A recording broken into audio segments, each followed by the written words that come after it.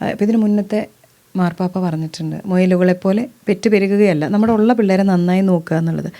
പലപ്പോഴും ടു ഫാസ്റ്റായിട്ട് നമ്മൾ ഡിസിഷൻസ് എടുക്കുന്നുണ്ട്. അതായത് കല്യാണം കഴിഞ്ഞു, ഇനി കുട്ടി, അതായത് എന്താണ് കുട്ടി എന്ന് മനസ്സിലാവാതെ അതിലോട്ട് കടക്കുന്നത് കൊണ്ടാണ് പലപ്പോഴും നല്ല മാതാപിതാക്കളാവാൻ സാധിക്കാത്തതെന്ന് എനിക്ക് തോന്നാറുണ്ട്. അതിലെന്തെങ്കിലും ഒരു തീർച്ചയായിട്ടും അതിനകത്തുണ്ട്. കാരണം ഇതിനകത്തെല്ലാം ഒരു പ്രിപ്പറേഷൻ വളരെ ആവശ്യമാണല്ലോ.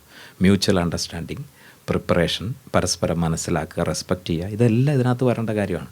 കാരണം അതാണല്ലോ കുടുംബജീവിതത്തിൻ്റെ അടിത്തറ എന്ന് പറയുന്നത് തന്നെയാണല്ലോ.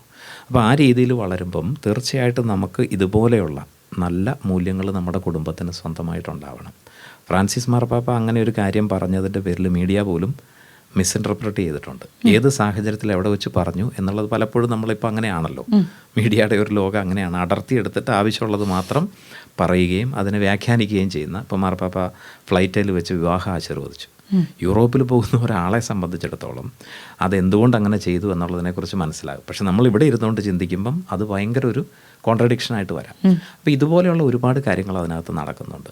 നമുക്ക് കുഞ്ഞുങ്ങൾ എത്ര വേണം, എങ്ങനെ വേണം, ഇതിന് ദൈവികമായ, കാരണം ഒരു മനുഷ്യജീവൻ എന്ന് പറയുന്നത് ദൈവത്തിൻ്റെ ദാനമല്ലേ. ഈ ഒരു മിനിമം റെസ്പെക്റ്റ് എങ്കിലും നമ്മുടെ ജീവിതത്തിലുണ്ടെങ്കിൽ ഒരു ഹസ്ബൻഡും വൈഫും അവരുടെ ചേർച്ചയിൽ ഉറപ്പായിട്ടും ദൈവ വിചാരത്തോടുകൂടെ, കാരണം ഇതൊരു കൂദാശ തന്നെയാണ്, ഒരു സാക്രമെൻ്റാണിത്.